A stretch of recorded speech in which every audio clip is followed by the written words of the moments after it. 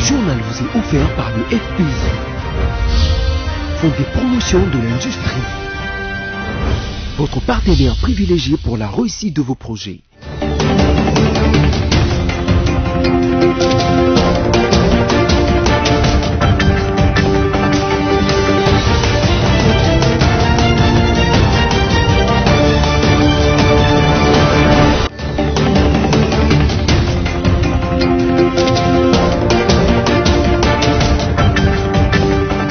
Il est l'heure des informations sur BSC TV. Mesdames, Messieurs, voici le sommaire.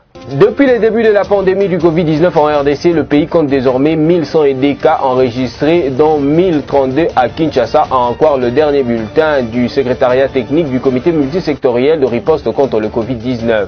Et puis les experts chinois en matière de lutte contre le Covid-19 sont arrivés ce mardi 12 mai 2020 à Kinshasa pour une mission de 2 semaines. Ils viennent dans le but de soutenir l'équipe congolaise de riposte contre le coronavirus au nom du gouvernement chinois.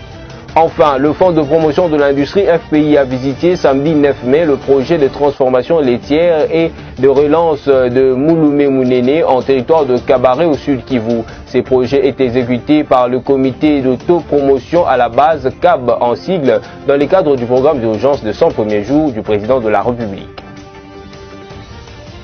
Encore une fois, bienvenue à toutes et à tous. Il s'est tenu lundi 11 mai 2020 la 19e réunion du comité de pilotage du partenariat mondial en vidéoconférence sous la direction de la vice-premier ministre, ministre du plan de la République démocratique du Congo, Élisée Mounembwe Tamukumwe, en sa qualité de coprésidente de cette organisation. Il était question, entre autres, de présenter le programme de travail 2020-2022. Suivez.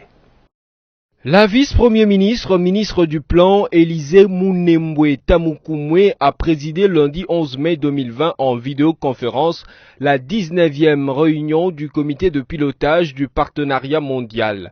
Au cours de ces assises, les 80 membres de cette organisation ont prouvé au monde que ce partenariat international de l'efficacité au service du développement fait de son mieux pour être à la hauteur de la crise que connaît le continent. Il était aussi question de présenter le programme de travail 2020-2022, aussi de débattre des questions de priorité pour un meilleur renforcement de la coopération, mais surtout mutualiser les efforts au sujet de la riposte contre le Covid-19. Ces cadres d'échange de pays membres de développement et émergence a permis de penser à construire dans l'avenir une société avec une nouvelle vision des gestions sanitaires. Notez que le programme de travail 2020-2022 adopté au cours de ces assises aura 3 priorités stratégiques.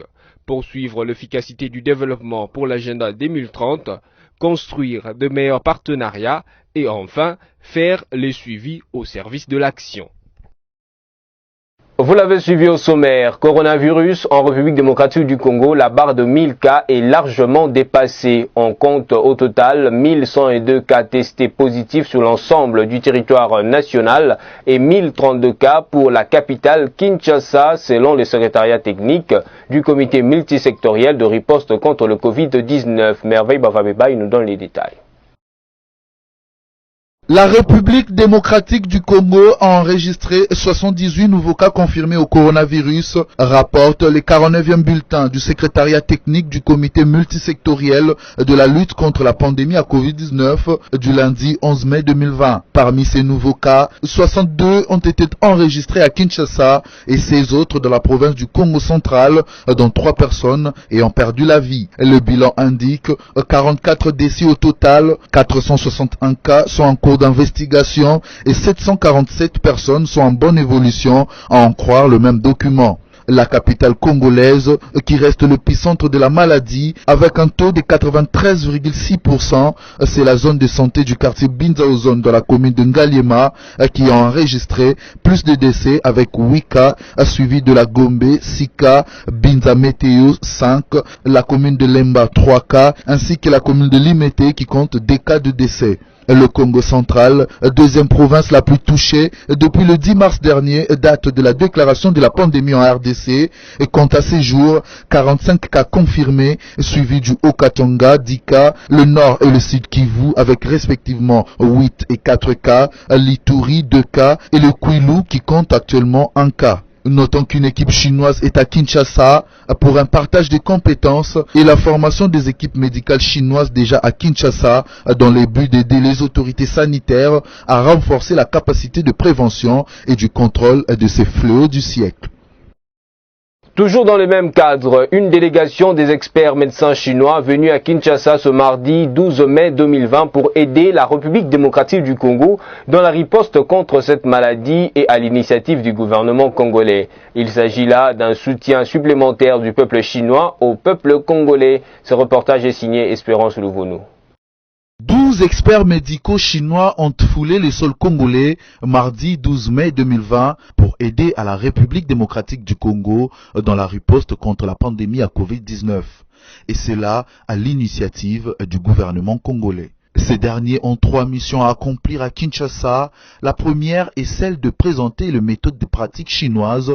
Deuxièmement, partager leur expérience, aussi donner une formation au personnel soignant et enfin échanger avec leurs homologues congolais sur la matière. Il s'agit aussi d'une mission d'expertise médicale, d'un soutien supplémentaire du peuple chinois au peuple congolais dans la lutte contre la pandémie à Covid-19 et qui fait preuve de la solidarité sino-congolaise et sino-africaine face aux difficultés de la maladie. Ces experts resteront 2 semaines en République démocratique du Congo avant de poursuivre leur travail en République voisine du Congo-Brazzaville. Notez que la Chine et la RDC ont un partenariat stratégique axé sur la coopération gagnant-gagnant, qui est au service du bien-être congolais, notamment dans le domaine de la santé publique. Parlons justice à présent, mesdames, messieurs. Le tribunal de grande instance de Kinshasa-Gombe décide de ne pas accorder la liberté provisoire à Vital Kamerhe, directeur de cabinet du chef de l'État, et à l'homme d'affaires Sami Jamal, tel que souhaité par les avocats de 2 personnalités. Suivez les détails. Le tribunal de grande instance de Kinshasa-Gombe a rejeté ce mardi 12 mai 2020 la demande de mise en liberté provisoire de Vital Kamerhe, directeur de cabinet du chef de l'État Félix Antoine Tshisekedi Tshilombo et de l'homme d'affaires Samit Jamal. Une décision qui, selon les avocats de Kamerhe, est en opposition avec la loi. Maître Jean-Marie Kabengela, qui s'est exprimé à 7sur7.cd, estime que la raison évoquée par le juge, notamment celle de la poursuite de l'enquête au niveau du tribunal, ne tient pas debout car, estime-t-il, l'affaire est déjà au niveau de l'instruction. Pour rappel, le conseil de Vital Kamerhe avait lors de la première audience du lundi 11 mai 2020 à la prison centrale de Makala sollicité une mise en liberté provisoire de leurs clients. Les juges avaient promis une réponse quant à ceux. Parlons justice toujours. On apprend que le VEC Pascal Mukuna est convoqué ce mercredi 13 mai 2020 au parquet général près la cour d'appel de Kinshasa-Gombe pour y répondre au sujet des infractions lui imputées. Nous y reviendrons dans nos prochaines éditions. Et puis 2 civils ont été tués lundi 11 mai par les présumés combattants de l'Alliance de forces démocratiques ADEF dans la localité des Ringeti en territoire de Beni au Nord Kivu. Cette attaque a eu lieu dans les quartiers Kassana à 13h locales. Tout ceci a été précisé par la société civile de cette partie du pays. Suivez. 2 personnes et plusieurs blessés dans une attaque à Eringeti lundi 11 mai 2020 au Nord Kivu, précisément à Beni, perpétuée par de présumés miliciens ADEF. Ces attaques ont eu lieu dans les quartiers Kassana, près d'une position des FARDC. C'était aux alentours de 13h heure locale. La première victime a été exécutée dans son champ et l'autre a été tuée dans la cité pendant l'incursion. Les militaires sont intervenus. Un parmi eux a été blessé par balle. Les assaillants ont aussi incendié 2 motos. Cette incursion a occasionné une suspension momentanément du trafic sur la nationale numéro 1 avant de reprendre dans la soirée. Signalant que les attaques de rebelles ougandais ADEF ont pris de l'ampleur dans la région. La semaine dernière, au moins 5 civils avaient été exécutés dans 2 différentes attaques à l'ouest de la cité d'Oisha.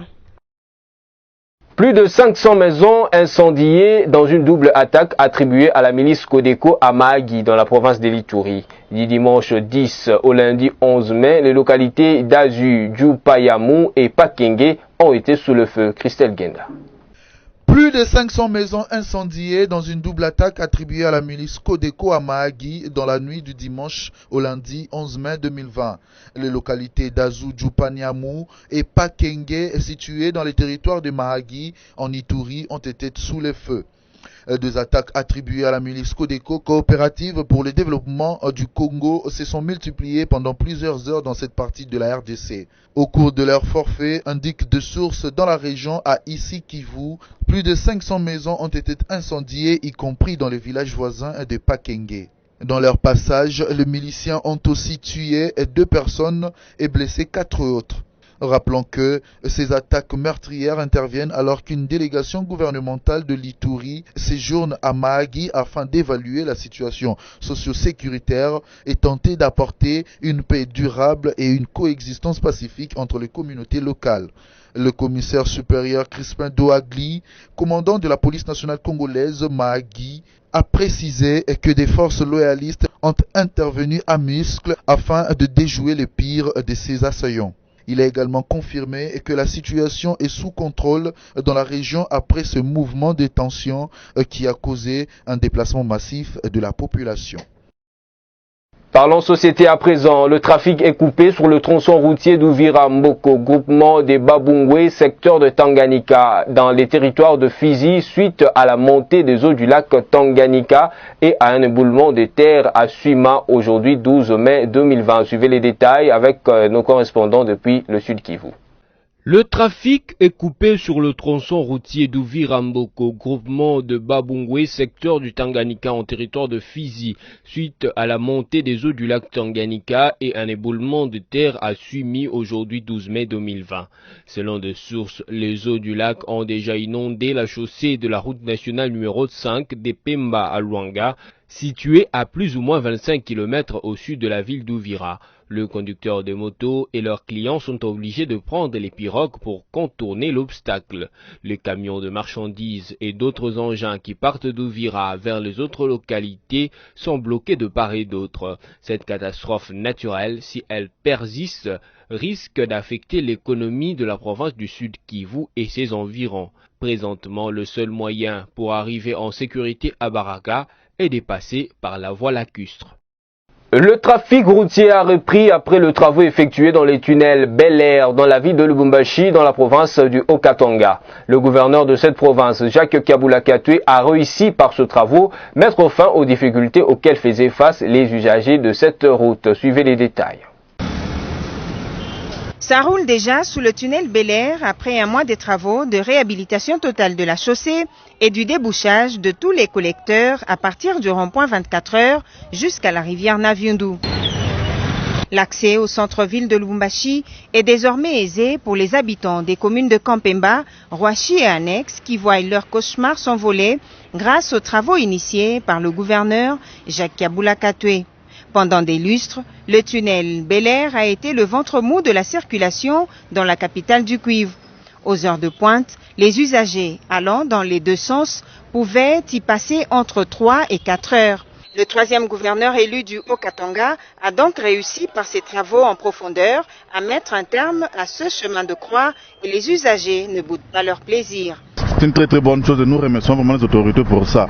Venir au Bel Air, c'était un casse-tête, mais là on y passe facilement. Puis la route qui était vraiment en un état là de délabrement. Et là maintenant comme le tunnel est arrangé comme ça, là nous pouvons y aller facilement. Ça nous remercions les autorités pour ça, en tout cas bravo. C'est dit jamais vu ici vraiment parce que quand l'œuvre est bien faite, nous devons acclamer et remercier.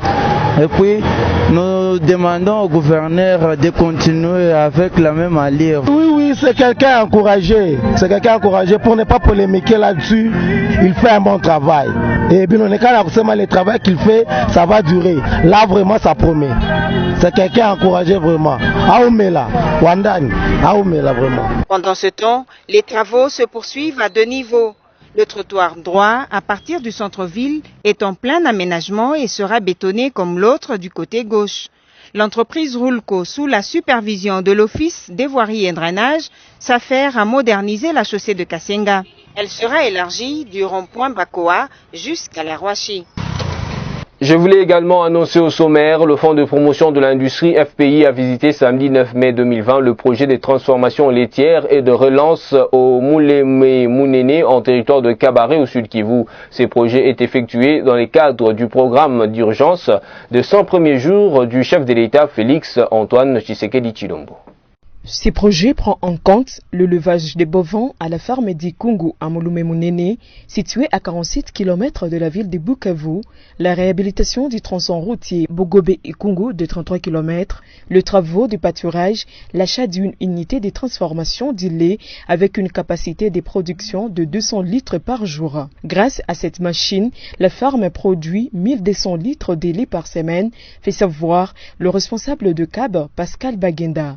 Nous avons acquis un module donc d'une capacité de 200 litres. Notre capacité donc journalière est de 200 litres de lait que nous traitons, que nous travaillons. Et donc, au rythme d'un travail journalier, vous comprenez donc que nous sommes en mesure de traiter 1200 litres de lait chaque semaine. Nous avons commencé à mettre sur le marché entre 5 et 6 000 pots de yaourt qui sont sur le marché chaque semaine. Le ministre provincial de l'Agriculture, Pêche et Élevage, Marcelin Amani Bahaya, s'est dit satisfait de l'avancement de ces projets sous l'appui du FPI et rassure quant à l'accompagnement du gouvernement provincial en vue de limiter l'exploitation du lait au site Kivu et de la viande. Je me suis déporté vers Mouleme-Mounene qui contient aujourd'hui tant de fermes. Là on élève un grand nombre de cheptels, mais l'objectif est effectivement de voir les activités qui ont été réalisées par CAB avec l'accompagnement du FPI dans le cadre du 100 jours de son Excellence, Monsieur le Président de la République, le chef de l'État, Félix Antoine Tshisekedi. Nous sommes venus voir l'unité de transformation du lait et les sous-produits du lait bien sûr, qu'a bénéficié le CAB et le nombre de cheptels estimé à une dizaine, dans le cadre bien sûr de booster ce secteur dans la province du Sud Kivu. La chef d'agence FPI Bukavu, Chantal Tawaba, ajoute que sa structure est prête à une subvention supplémentaire afin d'accroître la production du lait en province au profit de la population. Chantal Tawaba invite également les jeunes à soumettre leurs projets pour leur auto-prise en charge. Ce projet, c'est par rapport aux 100 jours du chef de l'État. Et vous avez vu tout ce qui est fait comme travail. Il y a une unité de production de lait et ses dérivés. Il y a eu achat de plus de 50 000 têtes de bêtes. Et il y a le fourrage qui est amélioré. Il y a habitation des travailleurs et les bureaux qui sont aménagés. Et il y a la route sur 33 km qui est arrangé et je me dis le FPI est satisfait du travail qui est fait par rapport au montant débloqué pour ce projet. Comme le FPI a toujours encouragé les jeunes, comme l'a dit aussi le chef de l'État, il veut faire des jeunes du Sud Kivu des millionnaires et voilà une opportunité à partir de CAB parce que nous avons vu qu'ils ont un problème d'emballage. Les jeunes peuvent se lancer s'ils peuvent produire les emballages au lieu d'aller acheter à l'extérieur. Le CAB est prêt à leur donner quelques hectares pour élever aussi les vaches. Alors, ils peuvent venir au FPI, demander un prêt pour se greffer à ce projet de CAB.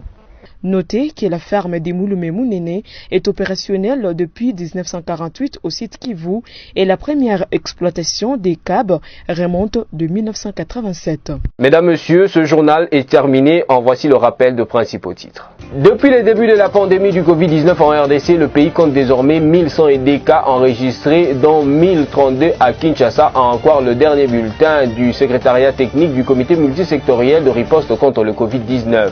Et puis les experts chinois en matière de lutte contre le Covid-19 sont arrivés ce mardi 12 mai 2020 à Kinshasa pour une mission de 2 semaines. Ils viennent dans le but de soutenir l'équipe congolaise de riposte contre le coronavirus au nom du gouvernement chinois. Enfin, le Fonds de promotion de l'industrie FPI a visité samedi 9 mai le projet de transformation laitière et de relance de Mouleme-Mounene en territoire de Kabaré au Sud Kivu. Ces projets étaient exécutés par le comité d'autopromotion à la base CAB en sigle dans le cadre du programme d'urgence de 100 premiers jours du président de la République. Merci à vous d'avoir choisi BSC-TV pour vous informer. Restez-nous toujours fidèles. Je vous retrouve à la fois prochaine et toujours avec le même plaisir.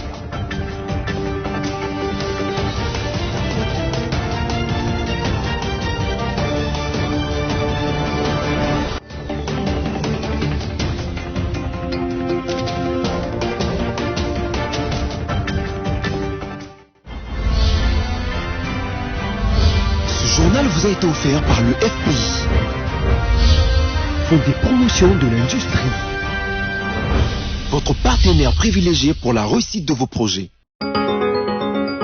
Bienvenue à la revue de presse de ce jour sur BSC TV, mesdames, messieurs. Commençons par ce titre de congovirtuel.org qui dit « Promotion de l'industrie, les déstabilisations du FPI mises à nu. Les langues ne se retiennent plus pour dire la fin du mot de toute l'agitation qui s'observe autour du fonds de promotion de l'industrie FPI. Presque quotidiennement, en effet, les réseaux sociaux sont envahis par des publications généralement anonymes, mais récupérées par certains médias en sensation au sujet d'une certaine gestion qui serait catastrophique de cet établissement public à caractère financier. Cible des lagueurs, Patrice Kitebi, directeur général. La campagne a fait le tour de tous les aspects du fonctionnement du FPI pour finir par provoquer un énervement dans les milieux du personnel. Sans détour, le doigt accusateur se tourne vers l'ancienne direction qu'il cite comme instigatrice de cette manœuvre pour allurer d'une campagne de la terre brûlée. Sans farde, en effet, cadres et agents, quoiqu'en confinement, crient leur ras-le-bol contre cette ancienne hiérarchie qu'ils n'hésitent pas d'accuser comme étant l'une de celles qui avait engagé le FPI vers la déchéance. Poursuivons avec Forum des As qui note en grand titre à l'ouverture du procès hier, Vital Kamerhe, je n'étais pas le seul superviseur. Il n'était pas le seul superviseur du programme d'urgence dit 100 jours du président Félix Tshisekedi, mais il s'était retrouvé seul à la barre à l'ouverture hier lundi 11 mai 2020 du procès de détournement présumé de fonds du Trésor public débloqué pour financer le travaux du dit programme. Il s'agit de Vital Kamerhe Lwakaningini, directeur de cabinet du chef de l'État en détention préventive depuis plus d'un mois au centre pénitentiaire de rééducation de Kinshasa, CPRK. Des Congolais d'ici et d'ailleurs sont restés scotchés à leur petit écran pour suivre la première audience foraine retransmise en direct sur la télévision nationale RTNC du procès des personnes arrêtées dans le cadre de l'enquête sur le détournement supposé de plusieurs millions de dollars américains décaissés pour le travaux du programme d'urgence de 100 jours du président de la République Félix Antoine Tshisekedi Tshilombo, officiellement lancé le 2 mars 2019. Bouclons cette ronde, mesdames, messieurs, par ces titres d'Okapi.net. Mbandaka, de professionnels de la santé, vandalisent l'inspection de santé pour réclamer leurs primes. Des professionnels de santé, dont des infirmiers et personnels administratifs, ont vandalisé lundi 11 mai à Mbandaka les bâtiments d'inspection et de la division provinciale de la santé en Équateur. Ils dénoncent ainsi le non-paiement de leurs primes des risques depuis 16 mois. À coups de pierres et bâtons, ils ont cassé plusieurs vitres. Ils ont aussi incendié la porte centrale de l'édifice. Le groupe mobile d'intervention de la police a été dépêché pour disperser les manifestants et remettre de l'ordre. C'est tout. Merci.